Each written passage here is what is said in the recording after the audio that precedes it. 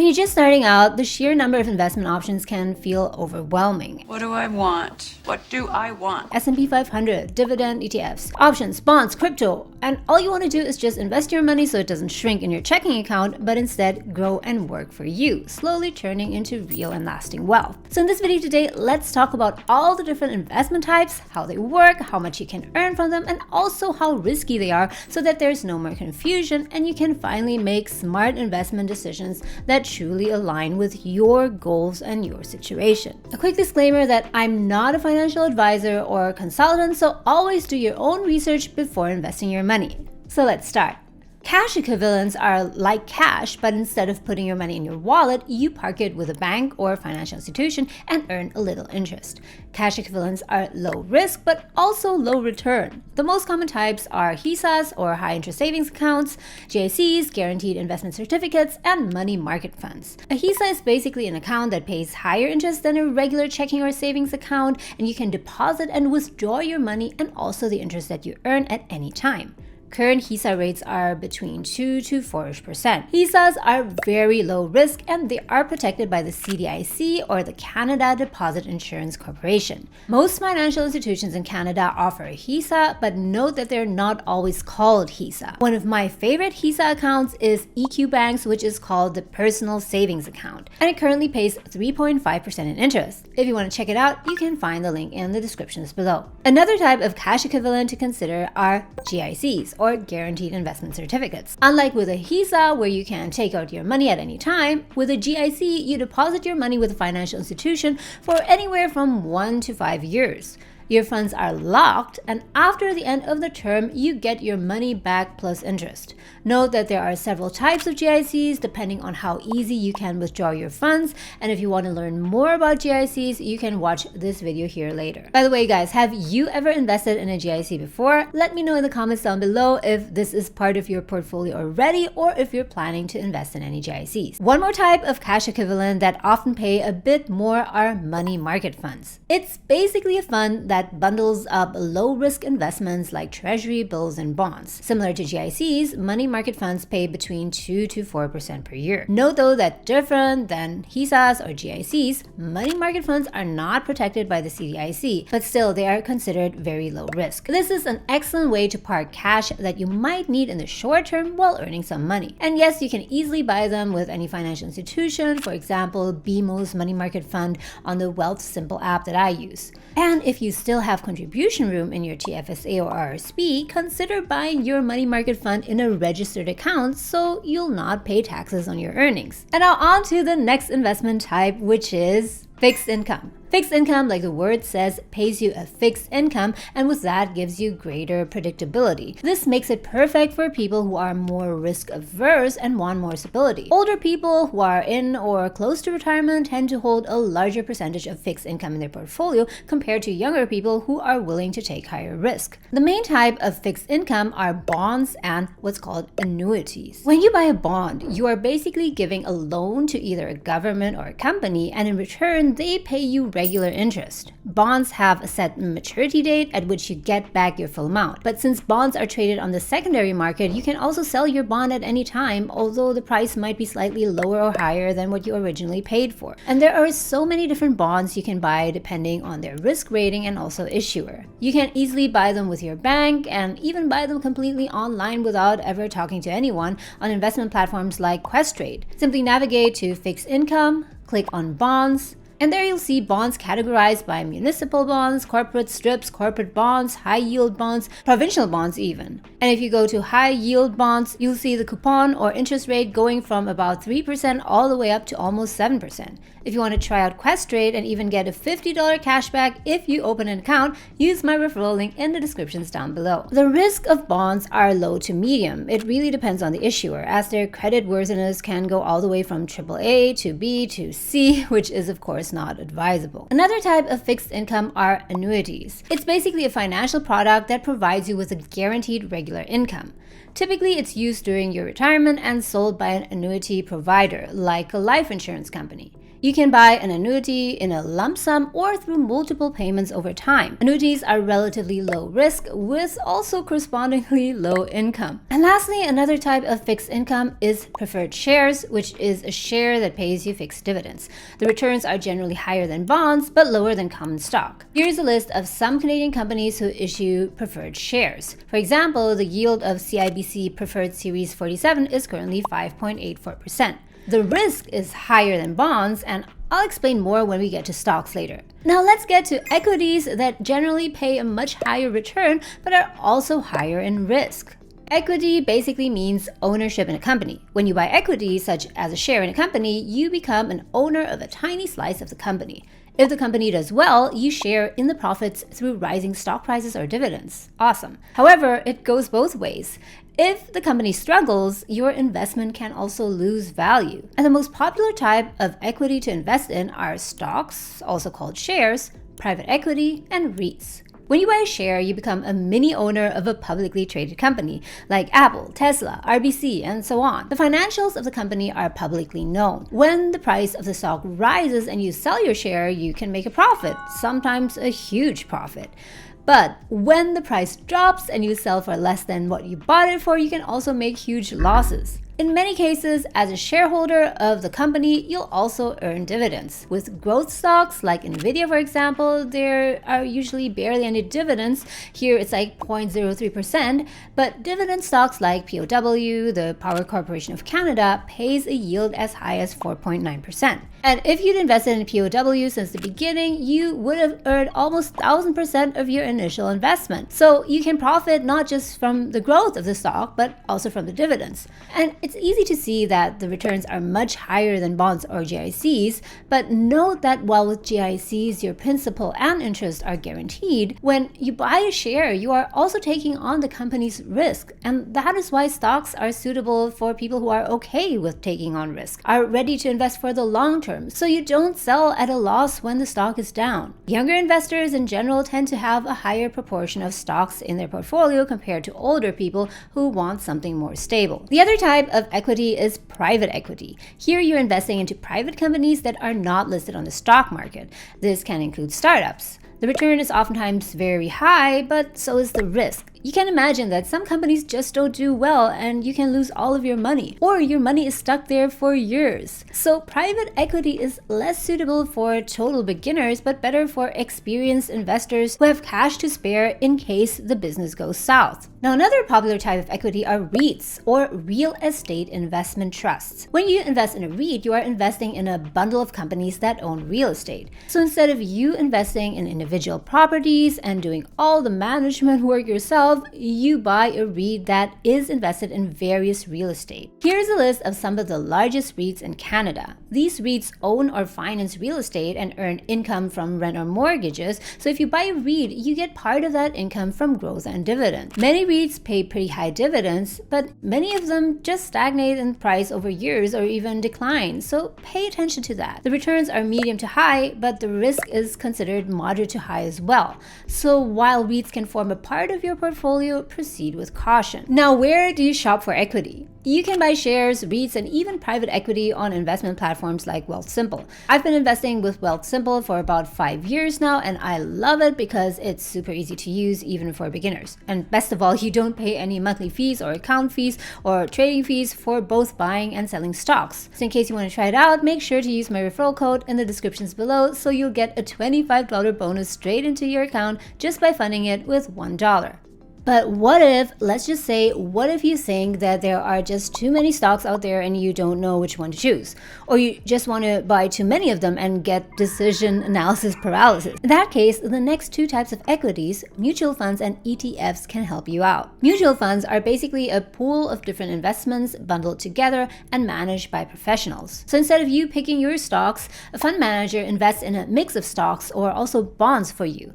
Here's an example of some mutual funds issued by RBC. These are just examples and not my recommendations, by the way. The performance of a mutual fund, so the growth as well as the dividends, will vary very widely. It really depends on the mix of investments that the fund manager places into that mutual fund. So the returns can be medium to high or even very high, but the risk follows as well. The downside of mutual funds is that first, the performance depends a lot on how good the fund manager is and what stocks he or she picks, and second, that there's usually a high management fee involved as there are managers who actively manage the fund. And that's why I'm a much bigger fan of index ETFs, or index exchange traded funds. Many people are confused about the difference between ETFs and mutual funds, but it's actually pretty simple. Mutual funds are not traded on the stock exchange, while ETFs are. Index ETFs simply means that the ETF, so the fund that is traded on the stock exchange, tracks or mirrors an existing index. In Canada, for example, we have the VFV issued by the company Vanguard. It's an index ETF that tracks the performance of the S&P 500, the 500 largest companies in the US. The VFV is listed in Canadian dollars on the Toronto Stock Exchange.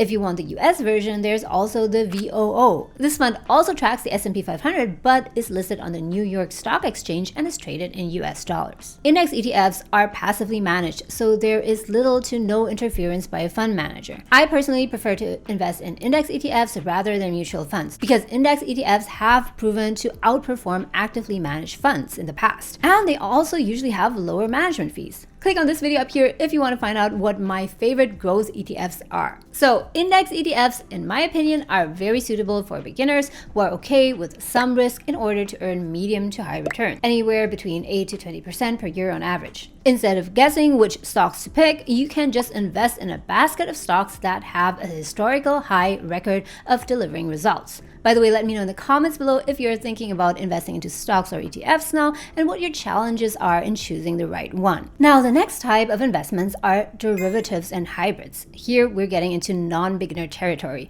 I won't explain these in too much detail because I myself am not trading these, but it's important that you are at least aware that these investments exist so you can spot them when someone offers them to you and probably say no, or no, not now. I won't say that these are bad investments, but these are just harder to understand. And remember, you should never invest in something unless you understand how they work and are willing to bear the risk. Some well-known derivative types are options and futures. When you buy an option, you are basically buying the right to buy or sell an asset, like a stock, at a specific price within a certain time period without being obligated to do so. Here's an example to illustrate it. A pretend stock, Kale, is trading at $150 and you think it's going to go up. You could buy an option that gives you the right to buy Kale stock for $170 a share within 2 months by the expiration date, no matter its price at that time. If you waited 2 months and let's say Kale was at $180, you could exercise your option, which just means you'd buy the stock at your locked-in rate of $170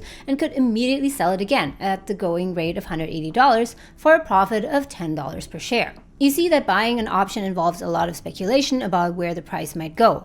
If the price of Kale never went above $170, then you don't have to buy it because it's an option, but you would have lost the option price, called the premium you bought it at. Options are often used by investors to either hedge or simply speculate, and it's definitely more suitable for experienced investors. How to recognize an option? Anywhere you see the phrasing, if blah blah blah, then blah blah blah, and so on, that's likely an option. So even if an investment product offered to you promises you a high return, super high return, be really careful if it is an option. Then there are also futures. Futures are contracts to buy or sell a specific underlying asset at a future date. The underlying asset can be a commodity, a security, or other financial instruments. Futures are also used to hedge or speculate. Let's say you're a coffee shop owner in Toronto and you heard that the price of coffee beans are likely to go up by a lot. To protect your business against rising prices, you buy a future that locks in the price of coffee 3 months from now. The average investor doesn't really have a need for futures, so futures are primarily for advanced traders. Now on to the next investment type, which is foreign currency. Pretty straightforward. Here you're investing into other countries' currencies in the hopes that it will go up and you'll make a profit. For example, if you think the euro will strengthen against the US dollar, you might buy some euros and sell dollars, aiming to sell those euros later at a higher price. So to be successful in Forex trading, you need to have a good understanding, or a lot of luck, about how currencies move, which, as you might guess, is highly unpredictable. Just look at the USD to Canadian dollar currency development since 2005. Foreign currency trading is definitely for more experienced investors. Next, we have commodities, which are basically physical goods like gold, silver, platinum, also lumber, wheat, not wheat, although it has become a commodity actually. Soybeans, corn, sugar, and coffee. Many people invest in physical gold in the form of bars or coins. The downside is that you need to safekeep the gold in a secure place or in a safe deposit.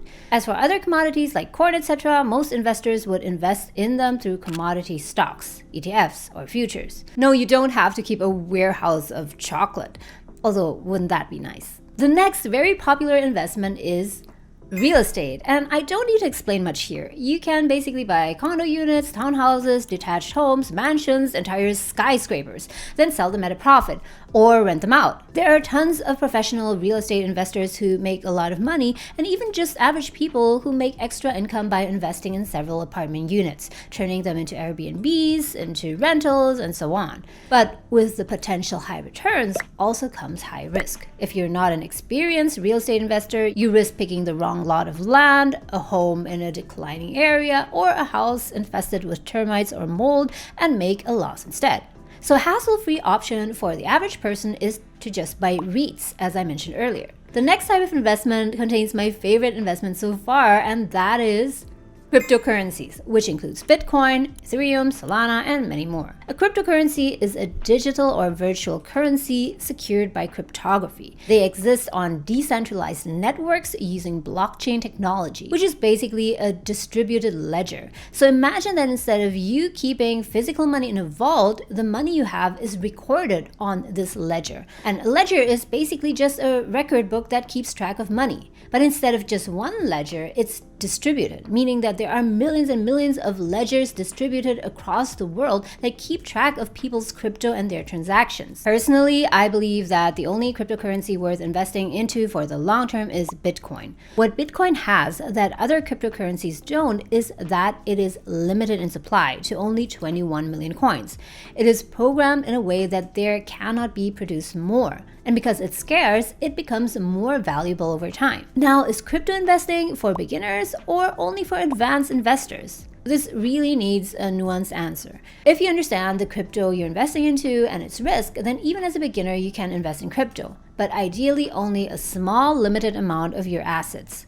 Crypto is highly volatile. Its value goes up and down like crazy, like a roller coaster, especially over the short term. Bitcoin's price was around $1,000 in 2017, and it went up to the high 50,000s in 2021, then dropped again to 20,000 in 2023, and recently it's up over 100,000. You see that Bitcoin fluctuates a lot in the short term, but over the long term, it's proven to consistently go up in value, unlike other cryptos like whatever this one is. I have invested in Bitcoin as a beginner about 4 years ago, and it was the best decision I ever made financially, and my investments with the largest gains. But if you want to invest in Bitcoin, make sure that you start small. Don't bet your life savings on it, definitely, or your emergency cash. Now, how to buy Bitcoin? You can easily buy Bitcoin as well as other cryptocurrencies on crypto exchanges, or you can also buy it on Wealthsimple, the trading platform I mentioned earlier. The trading fee there for crypto is rather high at 2%,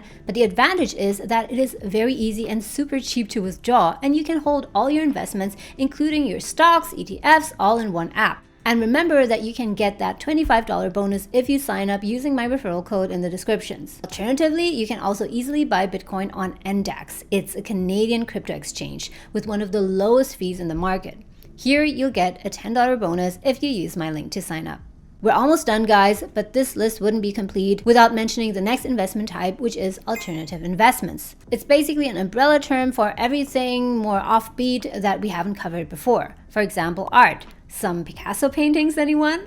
Or collector cars, Pokemon cards? Is that still a thing? And as you can imagine, it requires a high degree of knowledge to invest in these things successfully, and in many cases also a lot of funds to invest. The returns can be extremely high, but also unpredictable. Who knows if a piece of art will be in vogue 15 years from now, or if those collector cards will still have any value. Then we also have the category of segregated funds in Canada, which are basically insurance-based investments with guarantees. This is a more exotic product that I honestly don't know much about myself. Anyways, it's safe to say that for beginners, you'll be well served with equities, stocks and ETFs, fixed income, and even a small amount of crypto, in my opinion, especially Bitcoin. If you're interested to get started with any of these, make sure that you check out my link in the descriptions down below. These are the investment platforms I personally use and love. And with most of them, you can even get a small cashback to get you started. Now, if you're curious to know if it's still worth investing in Bitcoin at a record high price of $100,000, then check out this video next.